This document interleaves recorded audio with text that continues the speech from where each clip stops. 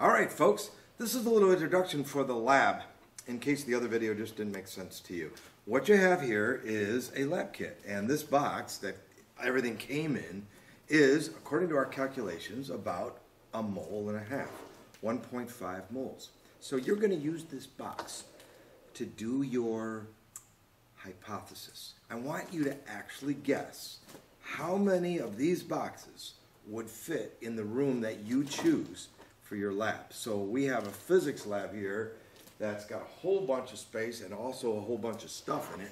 All right, and so when you do your lab, remember you're going to take measurements with your meter stick or a tape measure, and you're going to actually do the rules of uncertainty and the rules of sig figs, and you're going to take measurements for all the stuff in your room, and you're also going to take measurements for the empty room itself. But before you do any of that, have some fun and do a hypothesis. That means you take your lab kit box, it's 1.5 moles, and you just eyeball it. Stick it in the corner if you want, and without actually moving the box at all, just count how many boxes, how many boxes, how many boxes, and then subtract how many of these boxes worth of stuff, furniture, couches, or whatever room you got, that you're going to subtract out of that to get the net volume of the room.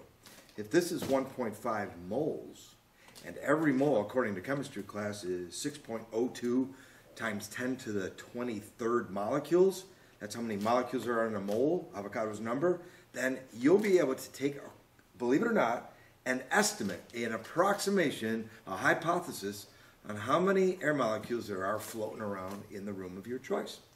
So I want you to use the mole box to do that. Okay? So that's how you take this approximation. If you read very carefully the sheet that tells you what I'm looking for in each section of this formal lab write-up. This is going to be a long lab. I would expect it to be at least like 6 to 8 pages long when it comes through all the stuff I want you to put in theory and the data tables and all the data and all the work you're showing in order to get all the volumes of all the pieces in your room with uncertainty, using all the rules of uncertainty, using all the rules of sig figs. I know you're ready to run and scream and take bio, but you can do this, all right? Just very carefully read all those rules of uncertainty and use this. So step one, take a guess. Take an hypothesis on how many air molecules are in the room.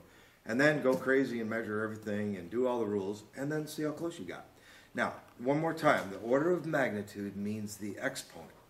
So if your answer comes out to be, when you use a calculator and you just count 1.5 boxes times 6.02 times 10 to the 23rd molecules times how many boxes you guessed were in your room, and you get some number, let's say you get some crazy number that's, I'm just taking a wild number, 2 times 10 to the 30th molecules. So the order of magnitude is 30. Now, if you get an answer like 6.05 times 10 to the 28th, you hear that? 6 times 10 to the 28th, the order of magnitude is 29. Get it? Because 6, 5 or above, it's actually closer to 10 to the 29th than it is 10 to the 28th. See how that works? So with the number before, the 5 times 10 to the 28th, the order of magnitude is 29. If it's 4 times 10 to the 28th, then the order of magnitude is 28. Okay? So I hope that helped with the lab. Read very carefully, and you'll know how to get a 20 out of 20.